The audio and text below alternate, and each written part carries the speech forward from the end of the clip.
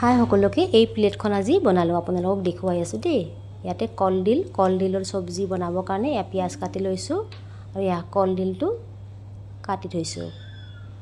তাৰপিছত পেনখন গৰম হোৱাত তাত তেল দি কলডিলটো পিঁয়াজ দি কলডিলখিনি দি দিছোঁ ধিমি আঁচত। তাৰপিছত হালধি দিছোঁ অকণমান হালধি। তাৰপিছত কলডিলৰ কালাৰটো বেছি নাহে যে অকণমান মানে এনেকৈ দিলোঁ হালধি। তাৰপিছত সোৱাদ অনুসাৰে নিমখ অকণমান দি দিছোঁ।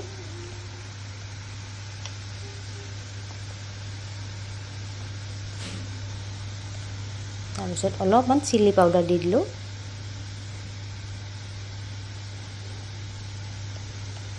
অকণমান জিৰা গুড়িও দিলোঁ, বেছি দিয়া নাই আৰু অকণমান দিছোঁ। এয়া অকণমান ধনিয়া পাউডাৰ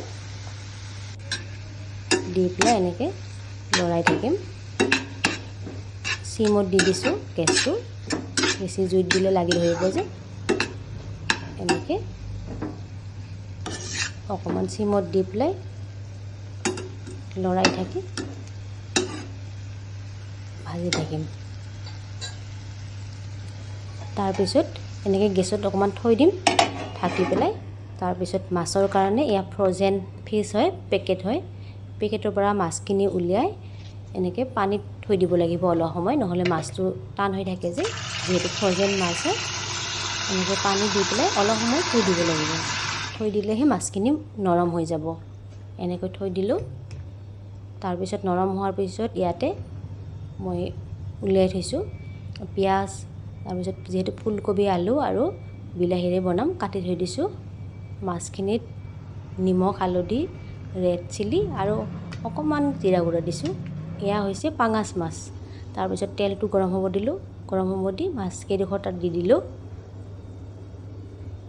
তেলটো গৰম, অলিভ অইল দিছোঁ মই। তাৰপিছত মাছকেইডোখৰ দি এয়া ফ্ৰাই কৰি আছোঁ মাছখিনি। আদা হ'ল বাৰু। তেনেকৈ এয়া মছলাবিলাক উলিয়াই থৈ দিছোঁ। আদা নহৰু ধনিয়া গুটি, তাৰপিছত ইয়াতে আছে ইলাচি। তাৰপিছত তেলখিনি গৰম হোৱাত পিঁয়াজ দিলোঁ। পিঁয়াজখিনি অকণমান ৰঙা কৰাৰ পিছত মই আলু বিলাহীখিনি পিছত দিছোঁ। আলু আৰু কবিখিনি দি তাৰপিছত বিলাহীখিনি দি দিছোঁ। দি পেলাই মছলাখিনি দিয়া দেখুওৱা নহ'ল বাৰু। তাৰপিছত এনেকৈ ধিমি আছোঁ, এনেকৈ লৰাই আছোঁ যেতিয়ালৈকে বিলাহীখিনি সিজি তেলটো নাহে। তেনেকৈ ভাজি আছোঁ। চিম্পুলকৈ বনাইছোঁ বাৰু। আৰু এয়া কলডিলখিনি প্ৰায় হৈছেই। কলডিলখিনি অলপমান লৰাই দিছোঁ আৰু ইয়াতে পানী দি সিজিব দিছোঁ। তাৰপিছত ধনিয়া দিলোঁ আৰু মাছখিনি দিলোঁ। এয়া মাছ হৈ গ'ল মোৰ। এয়া মোৰ থালিখন হৈ গ'ল। ইয়াতে কলডিলৰ ভাজি আৰু পাঙাছ মাছ, বিলাহী আৰু ফুলকবি আলুৰে। Bye bye.